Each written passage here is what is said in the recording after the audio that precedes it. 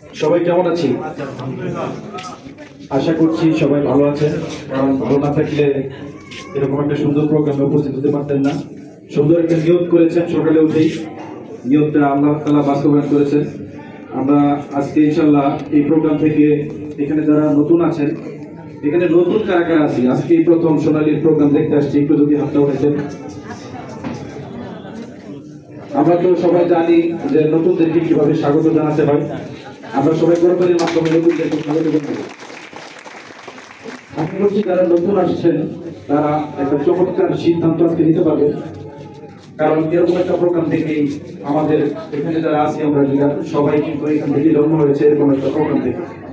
এরকম একটা প্রোগ্রামে আমরা সিদ্ধান্ত নিয়েছিলাম যে আমরা এই কাজটা করব, এবং আলহামদুলিল্লাহ চেষ্টা করছি যতটা সম্ভব পেশাদারিত্বের সাথে কাজটা করার।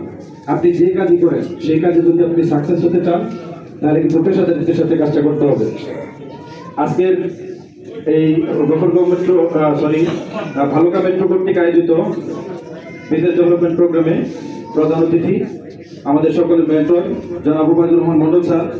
আজকের প্রোগ্রামের আয়োজক আমাদের সকলের মেন্টর জনাব Abdul Wahab Tutul sir, senior branch manager, এবং অন্যান্য ইউনিট ম্যানেজার বৃন্দ উপস্থিত আছেন, এবং আমার সামনে উপস্থিত আছেন আমাদের চেয়ে অনেক বেশি যোগ্যতা সম্পন্ন অনেক মানুষ আমাদের সামনে আছেন। দেখেন, আমরা এখানে কথা বলতেছি মানে এরকম না যে আমরা মানে খুব বেশি জানি, এরকম না, কিন্তু আপনারা অনেক বেশি জানেন। ঠিক আছে, আমরা এই কাজটা করতেছি, আমরা কি করতেছি জাস্ট এইটুকু শেয়ার করার জন্য আপনাদেরকে ডেকে আনছি। আপনারা ইনশাআল্লাহ বুঝলে আপনারা আমাদের চেয়ে অনেক বেশি ভালো করবেন। আজকে আমি বেশি কথা বলবো না, কয়েকটা কথা বলবো। দেখেন, আজকে এখানে যারা মানে আসছেন আপনারা সবাই যে যার পেশায় আছেন, আপনি নিজেকে একটা প্রশ্ন করবেন যে আমি যে পেশায় আছি এই পেশা থেকে আমি আমার জীবনের যে স্বপ্নগুলো আছে, যে চাহিদাগুলো আছে আমার পরিবারের, সেগুলো কি পূরণ হচ্ছে? যদি না হয় তাহলে আপনি যে পেশায় আছেন এই পেশা থেকে আগামী 10 বছর বা 5 বছরে এটা কি সম্ভব আপনার জীবনের স্বপ্নগুলো পূরণ করা? এখন যে মানে স্বপ্নগুলো আপনার মাঝে আছে, যদি না হয় নিজেকে মানে এটাও যদি ইয়েস হয় যে হ্যাঁ ঠিক আছে, তাহলে আরেকটা প্রশ্ন করব যে আপনি যে পেশায় আছেন এই পেশার মাধ্যমে আপনি যা উপার্জন করছেন, আপনি যা করছেন, আপনার জীবনের স্বপ্নগুলো আপনি বাস্তবায়ন করতেছেন, কিন্তু আপনার এই কাজের মাধ্যমে আরো মানুষকে কি আপনি স্বপ্ন পূরণ করে দিতে পারবেন? আরো মানুষের স্বপ্ন পূরণে কি আপনি সহযোগিতা করতে পারবেন? যদি না হয়, দেখেন আমি আরো প্রশ্ন করতে বলবো, আপনার কাজের মাধ্যমে মানুষ কি উপকৃত হচ্ছে? আমি যে পেশায় আছি আলহামদুলিল্লাহ সমস্ত প্রশ্নের উত্তর ইয়েস ইয়েস ইয়েস। বর্তমানে হয়তো আমরা স্বপ্নগুলো সব পূরণ করতে পারি না, সব চাহিদা আমি পূরণ করতে পারতেছি না, এরকমও হতে পারে, কিন্তু আমি স্বপ্ন দেখতেছি এখান থেকে আগামী দিনে আমার জীবনের সমস্ত স্বপ্ন পূরণ তো করবই, এবং হাজারো মানুষের স্বপ্ন পূরণে অবদান রাখবো ইনশাল্লাহ, এবং রাখছি আমার মাধ্যমে ইনশাল্লাহ। মানে আমি জন্ম হয়েছি এখানে উবাইদুর রহমান মন্ডল স্যারকে আমি উবাইদুর রহমান মন্ডল স্যার এবং আব্দুল ওয়াহাব টুটুল স্যার এবং আমার senior branch manager Mohammad Rafiqul Islam স্যারকে মানে অন্তরের অন্তঃস্থল থেকে মানে কিভাবে যে কৃতজ্ঞতা প্রকাশ করব আমি ভাষায় প্রকাশ করতে পারছি না, কারণ তাদের মাধ্যমে তাদের কারণেই এই প্ল্যাটফর্ম চিনেছি, এবং এই প্ল্যাটফর্ম যে মানে একটা অযোগ্য মানুষকেও যোগ্য করে দেয়। আমার নিজের কোনো যোগ্যতা নাই, আজকে আমি 1 লাখ প্লাস এভারেজ ইনকাম করি মান্থলি, আমার কোনো নিজের যোগ্যতা না, এটা সিস্টেমের কারণে। এখানে এরকম একটা সিস্টেম, যে সিস্টেমে সৎ হালাল বৈধ উপায়ে, এবং আমরা যে ইনকাম করি এই ইনকাম কিন্তু সংসদে বিল আকারে পাস করা। দেখেন, আমরা যে এখানে কাজ করি, পৃথিবীতে 3 ধরনের কাজ আছে, good work, better work, best work. Good work কোনটা?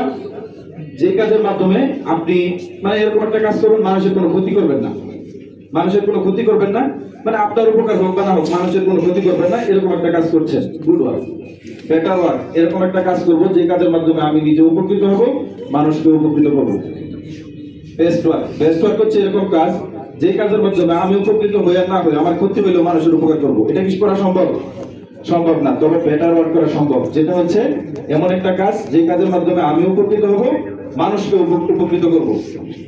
আমরা যেটা করছি আলহামদুলিল্লাহ এটা এমন একটা কাজ যে কাজের মাধ্যমে আমি নিজে উপকৃত হচ্ছি, মানুষকে উপকার করার সুযোগ পাচ্ছি। দেখেন গফরগাঁওয়ে আমরা একটা দাবি দিয়েছি, আপনারা অনেকেই অবগত আছেন, এখানে যারা মানে গফরগাঁওয়ের যারা আছেন বা আশেপাশে যারা আছেন পরিচিত, গফরগাঁও বাগুয়া সরকারি প্রাথমিক বিদ্যালয় মাঠে আমরা কিন্তু একটা প্রোগ্রাম করে গত মার্চ মাসে আমরা কিন্তু একটা দাবি হস্তান্তর করেছি। দেখেন এই দাবির টাকা যদি আমরা না দিতে পারতাম এই এলাকায় তো আসতেই পারতাম না, বদনাম শুরু হইতো কিনা। এই কমিটমেন্ট যে মানে যথাসময়ে মানে কমিটমেন্ট রক্ষা করতে পারি আমরা, এই কারণে কিন্তু আমরা সোনালীতে কাজ করি, নাহলে কিন্তু সোনালীতে কাজ করতাম না, সম্ভব ছিল না। দেখেন প্রত্যেকটা পেশারই বদনাম আছে, আর ডাক্তারের বদনাম আছে, উকিলের বদনাম আছে। আপনি যে পেশায় থাকেন, ডাক্তারের কাছে গেছে একজন রোগী, যাই মনে করেন সে ডাক্তার দেখাইছে, বের হয়েছে, প্রেসক্রিপশন নিয়ে কিছু টেস্ট বেশি লিখে দিছে, বের হয়ে বলতেছে কি কষাই ডাক্তার, বের হয়ে বলতেছে না কষাই ডাক্তার। এই জন্য কি ডাক্তার তার পেশাটাকে ছেড়ে দিচ্ছে? আমরা যারা বিমা পেশায় কাজ করতেছি আমাদের কিন্তু এই চ্যালেঞ্জগুলো ফেস করতে হয়। আমাদেরকে অনেকে বাটপার বলে, বাটপারি ব্যবসা বলে না, এরকম অনেকেই বলে না যে এটা তো বাটপারি ব্যবসা। আচ্ছা ভাই, বাটপারি কিভাবে হলো? বাটপারি আগে ছিল, এটা ঠিক আছে, আমি মেনে নিচ্ছি আগে ছিল, কারণ কি হাতে হাতে লেনদেন ছিল। সোনালীতে কি হাতে হাতে লেনদেন হয় না? সোনালীতে আপনি যখন কোনো মানে হাতে হাতে যখন লেনদেন করছেন, লেনদেন করার পরে আপনি কি জানতে পারেন না যে হচ্ছে এখানে মানে টাকাটা অফিসে পৌঁছেছে, একটা এসএমএস আসে না? হ্যাঁ। আমরা এই সোনালীতে যখন আমরা নতুন করে পলিসি নিই, আমাদের সোনালীতে পলিসি আছে কার কার এখানে? আমরা যারা পলিসি নিয়েছি ফুলকল চা পলিসিটা অ্যাপ্রুভাল হয়েছে, এরকম কি হয়েছে? আপনি মাসে মাসে এসএমএস পান না, এরকম কি হয়? দেখেন টাকা যার হাতেই দিই, যদি মানুষের হাতেও দিয়ে থাকি, আমার কাছে কিন্তু এসএমএস চলে আসতেছে, আমি অনলাইনে ঢুকে আমাদের অ্যাপসের মাধ্যমে আমরা দেখতে পারতেছি কবে টাকাটা জমা হয়েছে। দেখেন বীমা একটা আর্থিক প্রতিষ্ঠান, এখানে টাকা যদি প্রতিষ্ঠানে জমা হয় তাহলে কিন্তু আপনি পাবেন। যদি কোম্পানির ফান্ডে কোনো প্রবলেম বা কোনো কিছু থাকে হয়তো একটু ডিলে হবে দিতে, অন্যান্য কোম্পানি কিছু কোম্পানি আছে যাদের একটু প্রবলেম আছে, কিন্তু যদি মানে টাকা একবার অফিসে ঢুকে থাকে আপনি কিন্তু পাবেন, নিয়ম অনুযায়ী চালায় যান। তৃতীয় পক্ষের কথা শুনবেন না, তৃতীয় পক্ষ কিন্তু খুব খারাপ জিনিস। আপনারা স্বামী স্ত্রী ঝগড়া লাগছেন, পেজটা কিন্তু তৃতীয় পক্ষ লাগায়, পেজটা কিন্তু তৃতীয় পক্ষ লাগায়। স্বামী স্ত্রী কিন্তু যে কোনো মুহূর্তে সমাধান করা সম্ভব ব্যক্তিগতভাবে, কিন্তু এখানে যেটা হয় অধিকাংশ ক্ষেত্রে বীমার ক্ষেত্রে যেটা হয়, আপনি বীমা করছেন, একজন এসে বলতে সর্বনাশ, তুই যে বীমা চালাইতেছস, যেদিন দিছস আর দিস না, আগ দিলে কিন্তু অবস্থা খারাপ হয়ে যাবে, মানে এগুলো নিয়ে কিন্তু কোম্পানি ভেঙে যাবে। আচ্ছা আমি একটা চ্যালেঞ্জ রাখতে চাই, এখন থেকে গত 700 বছরের ইতিহাসে কোন বীমা কোম্পানি কি ভেঙে গেছে এরকম ইতিহাস আছে কেউ বলতে পারবেন? এমন একটা প্রতিষ্ঠানের নাম কি বলতে পারবেন? বলেন। ডেল্টা ভেঙে গেছে? আপনি শতবার গুরুত্ব দিয়েছেন না। 2014 সালের দিকে আমার আব্বু আমার ফুপি আমাদের বাড়িতে হচ্ছে গাড়ি ছিল, তো আমাদের সকল টাকা পয়সা নিয়েই ওনারা চলে গেছে। আচ্ছা ঠিক আছে, আমি একটা কথা বলছি, কোন কোম্পানি ভেঙে যায় না, যেটা আছে যেটা হেড অফিস আছে, আপনি যে লোকটার মাধ্যমে বীমা করেছিলেন ওই লোকটা ভেঙে গেছে, এম আই রাইট? ওই লোকটা ভেঙে গেছে, কোম্পানি ভাগে নাই, কোম্পানি ভাগে নাই। হাজার প্রমাণ আছে, আমরা দিতে পারবো। আরে স্যার আপনি বলছেন, আমি